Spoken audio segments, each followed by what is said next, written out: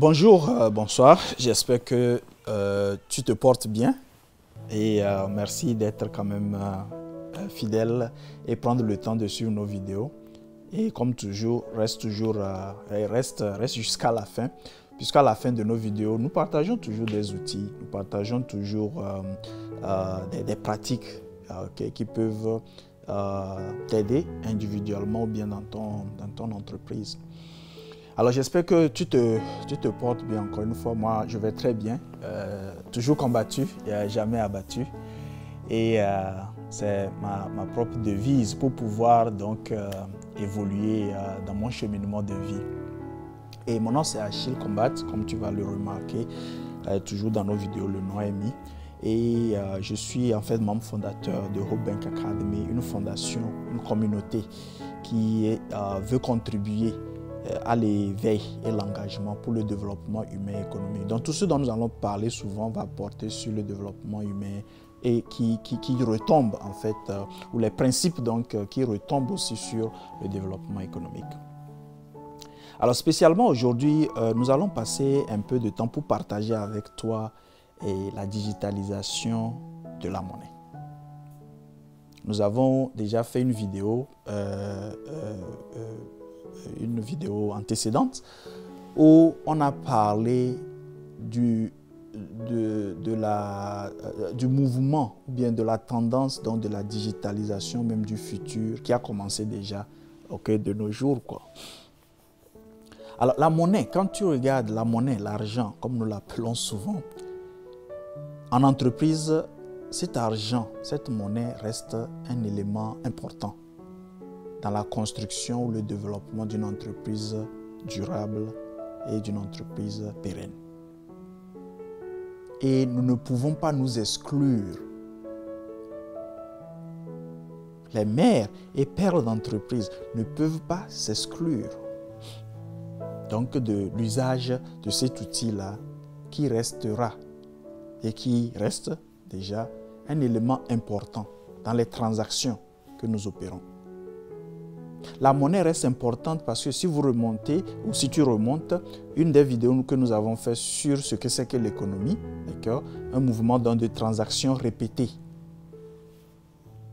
Donc cette vidéo t'aidera aussi à comprendre pourquoi aujourd'hui nous sommes dans cette phase-là où nous parlons donc de la monnaie digitale.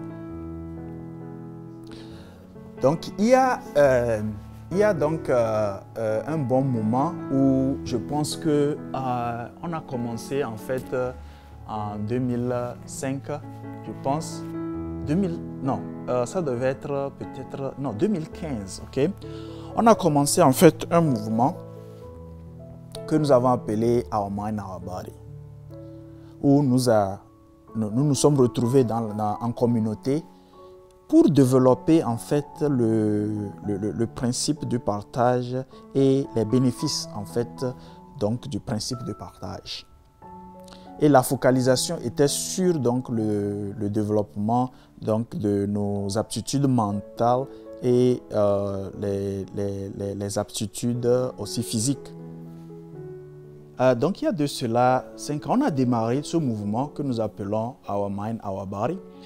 Et nous avons initié cette initiative pour en fait nous entraider dans le partage et se supporter dans le partage, à toujours en fait travailler donc sur nos aptitudes mentales et nos aptitudes physiques. Alors je ne vais pas être très long là-dessus, sûrement que nous allons mettre le lien de la vidéo qui décrivait cela dans le truc. Mais je mentionne ça parce que nous l'avons démarré et les mêmes principes, on le disait toujours, s'appliquent à notre vie financière, s'appliquent au monde de la monnaie aussi.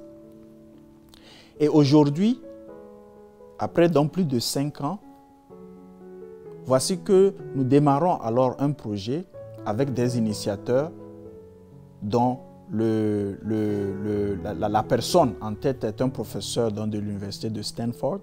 Tu peux faire tes propres recherches sur cette université. Qui a démarré avec les mêmes frustrations en fait que nous, individuellement, nous avons connues, avec ce que nous appelons donc la monnaie digitale. Qui a démarré un projet qui va sûrement permettre donc, à l'homme de la rue, comme on l'appelle souvent, qui va permettre aux individus comme toi et moi de ne pas se sentir exclus en fait de cette digitalisation de la monnaie. Alors retournons un peu dans les moments de la ruée vers l'or. Quand une mine d'or est retrouvée, ou bien quand vous avez une mine d'or dans une forêt que personne ne sait en fait que c'est une mine d'or, la mine n'a aucune valeur jusqu'à ce qu'elle soit découverte et maintenant attire donc des gens qui vont venir miner. Et encore une fois, on a fait une autre vidéo sur les substances chimiques et comment l'or a été choisi comme la monnaie principale. Parce qu'on le veuille, qu'on le veuille ou pas, c'est vrai que nous ne faisons pas nos transactions avec de l'or, mais l'or reste l'élément chimique le plus durable et utilisé en fait donc comme monnaie pour garantir l'argent que nous utilisons. Même les États-Unis qui se sont exclus donc du processus de garantie donc avec le stock d'or par rapport donc à l'argent qu'ils créent ou bien à la monnaie qu'ils créent, ils ont toujours gardé leur stock d'or, des tonnes. Alors, je simule ou bien je fais cette analogie pour que tu vois encore une fois, c'est vrai que nous bougeons, notre vie bouge plus vers la digitalisation, mais les principes restent toujours applicables, les principes restent toujours les mêmes. Alors, quand une mine d'or est découverte, les gens se ruent vers la mine d'or. Plus de gens vont donc, plus la quantité réservée ou bien la quantité retrouvée va diminuer. Et progressivement maintenant, l'or qui est extrait, traité, a une valeur et pourrait être vendu. Alors pendant longtemps, donc l'or a été toujours donc l'élément qui garantit ou qui protège le niveau de toute monnaie. Et les banques centrales, les banques ont été toujours les intermédiaires pour pouvoir opérer nos transactions. Alors avec la digitalisation, se crée un certain niveau de décentralisation en fait de toute monnaie qui peut être créée. Et rappelez-vous, à ce jour, il est estimé que le monde digital de la monnaie aura pratiquement 21 millions de différentes monnaies. Et nous sommes plus de 5 milliards. Alors, le processus donc, de création de cette monnaie est souvent tellement présenté de façon compliquée où l'homme de la rue ne veut même pas s'approcher ou ne veut même pas y penser. Alors, prenons le Bitcoin qui a commencé ce processus-là. Ils sont les pionniers en fait dans ce domaine donc, de la monnaie. Mais quand le Bitcoin a été créé, il y avait 4 grandes difficultés pour pouvoir vraiment y entrer et opérer. D'abord, il fallait s'y connaître en programmation, avoir des super ordinateurs pour pouvoir faire le minage comme dans une mine d'or réelle aussi. Ça consommait donc beaucoup d'énergie et demandait un très haut niveau ou bien un très haut débit d'Internet. Ce que, donc encore une fois, l'homme de la rue ne pouvait pas avoir accès. Alors ces complications-là ne permettaient qu'en ce moment que de grosses entreprises a construit donc des hyperordinateurs pour faire le minage à la place des humains. Et cela a augmenté dans la valeur de Bitcoin de toute manière jusqu'au niveau où on le sait aujourd'hui. Mais il y avait toujours une certaine centralisation. Parce que quand vous prenez, à ce jour je pense, 87% de la valeur de Bitcoin est détenue juste par 1% de mineurs. Et moi-même, dans ma propre expérience, surtout avec Acoin, qui est un très bon projet que je supporte moi-même, c'était aussi très difficile d'intégrer jusqu'au moment où Acoin est passé en monétisation, en valeur sur le marché, que vous pouvez aussi acheter aujourd'hui. Les frustrations et les complications m'ont amené toujours à chercher et à tomber sur, ou à me retrouver sur donc, ce projet-là où nos visions sont les mêmes, où les principes que nous développons avec notre mouvement Our Mind, Our Body se retrouvent encore ici. Et ma foi dans le changement que ce projet-là va amener m'amène à donc mettre l'information pour que tu saches aujourd'hui, toi qui suis, qu'il ne faudrait pas t'exclure de ce processus-là de la monnaie digitale. Que toi, en tant que mère ou bien père d'entreprise, que tu ne t'exclus pas, puisque les paiements et tous les trucs à venir vont se baser donc sur la monnaie digitale.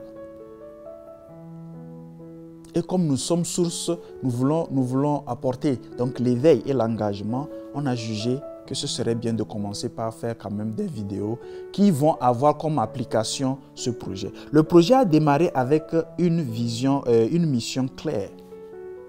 Développer une monnaie qui est utilisée, qui peut être utilisée aussi par l'homme de la rue, sans dépendre trop de la connaissance ou sans dépendre trop donc sur la technologie avancée. À partir d'un simple portable, que les gens puissent même faire des transactions entre eux. Nous retournons un peu à la période donc du troc, où les gens échangeaient des produits contre produits ou des services contre produits entre eux, sans dépendre donc d'une banque. C'est un peu la même philosophie qui sera donc transposée dans ce projet ou bien dans cette monnaie en création-là. Et ça, c'est du nouveau sur le marché donc, de la monnaie digitale. Alors, rappelle-toi, l'analogie est la même. De la même manière qu'une mine d'or se découvre et que les gens vont miner, les gens vont extraire, toute monnaie digitale commence de la même manière jusqu'à ce qu'elle atteigne un niveau où donc ce qui est extrait est de la valeur. Donc à ce jour, ce projet dont je parle n'a pas de valeur monétaire à en fait mettre sur le projet. Il est disons à 0 francs et tu n'as pas à mettre 5 francs ou tu n'as pas à mettre 1 franc pour le faire. Si tu comprends la philosophie donc, du projet, si tu penses que quelque part tu es motivé à vraiment comprendre mieux, nous allons mettre dans la description le projet. Il s'appelle le projet Pi. Pi comme le Pi qu'on a étudié donc, sur les bancs, le 3,14, etc., etc. Donc projet Pi. Et la vision ou la mission donc, de ce projet, c'est de révolutionner un peu le monde donc, de la monnaie digitale pour permettre donc, la création d'une communauté où les individus, où l'homme de la rue, comme toi et moi, pourront utiliser donc, la monnaie entre nous pour se payer. Et ceci à travers donc, déjà nos téléphones. Alors, donc, si tu veux savoir plus ou lire, prends le temps.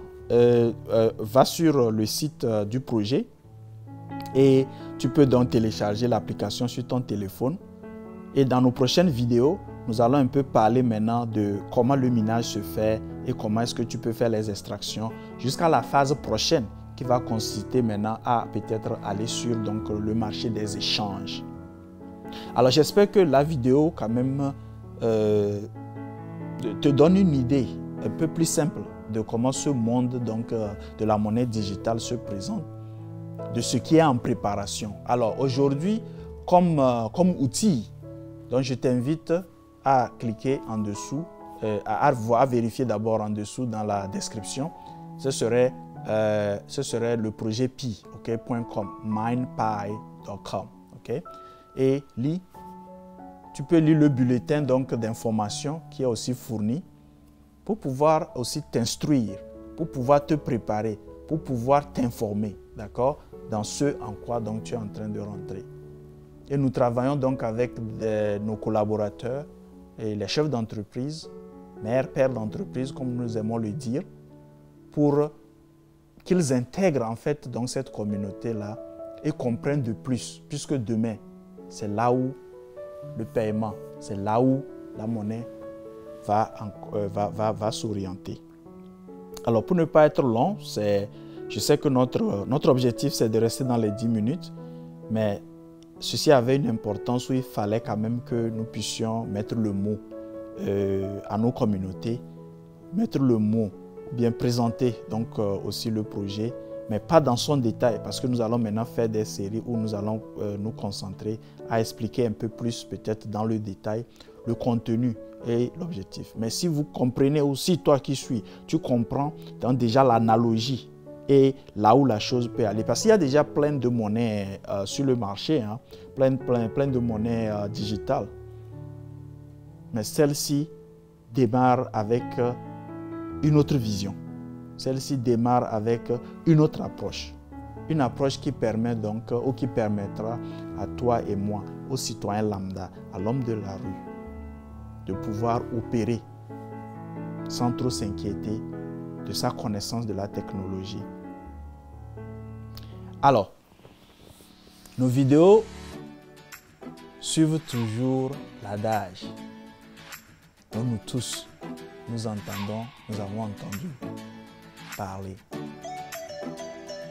Quand tu ne sais pas où tu vas, regarde juste d'où tu viens. La réponse y est.